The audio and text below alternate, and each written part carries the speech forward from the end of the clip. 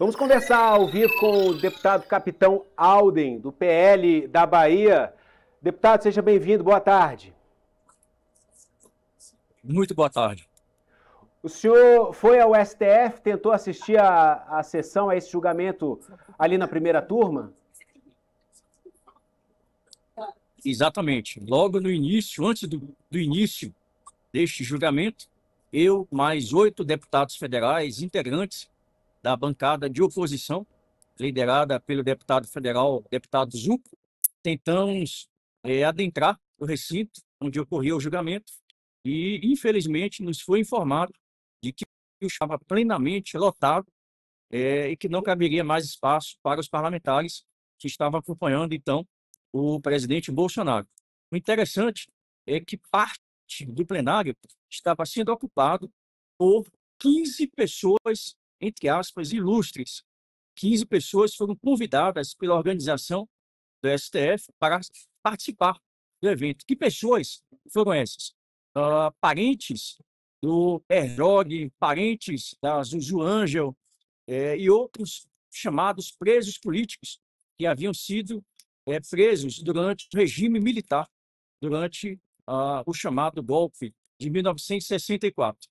Todos eles fizeram, inclusive, discursos inflamados, apontando que não seria possível a ausência deles nesse julgamento, considerando que ele é muito simbólico, que pela primeira vez, segundo palavras deles, pela primeira vez o Brasil estaria julgando membros que compõem o Estado, agentes do Estado, que seriam penalizados, eventualmente, pela participação em atos antidemocráticos.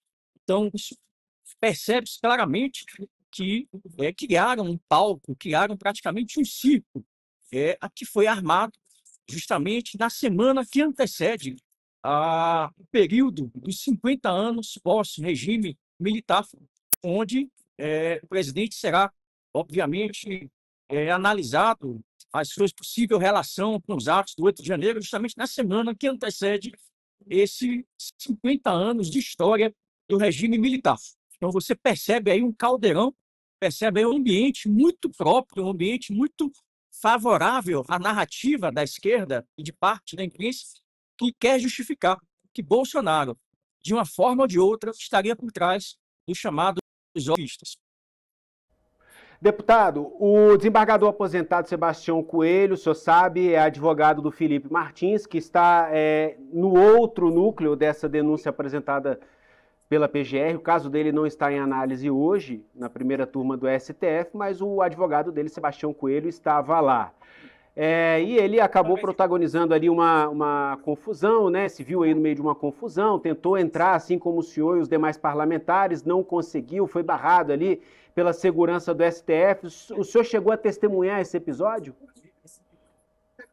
Sim, eu estava ao lado do desembargador e presenciei todos os fatos. Inclusive, ele apresentou a seguinte justificativa: embora não seja hoje a data prevista para que o seu cliente seja defendido, mas ele, como advogado, tem direito de assistir todos os atos processuais.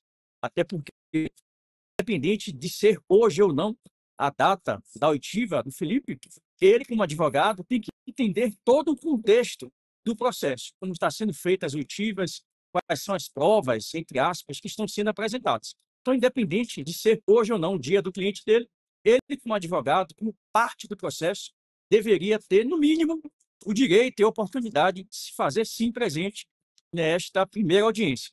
E, ao contrário do que eu disse, pessoas que nada têm a ver com o processo, que estão atreladas aí a um movimento político associado à ditadura, à repressão militar, estiveram presentes, tiveram cadeiras cativas nesta audiência e nada mais justo do que um advogado diretamente envolvido com o processo estar presente nesses autos. Então, é lamentável que, infelizmente, o advogado não se pôde fazer presente nesse processo. Isso mostra claramente a falta de oportunidade, tanto das partes envolvidas no processo, quanto, e mais preocupante ainda, os advogados do processo não terem acesso aos autos ou terem tempo muito exíguo para analisar uma quantidade enorme de documentos que foram rolados nesse processo. Vale salientar que há mais de 270 páginas que foram apresentadas como denúncia da PGR, do Ministério Público Federal, não apresenta absolutamente nada de concreto contra Jair Bolsonaro.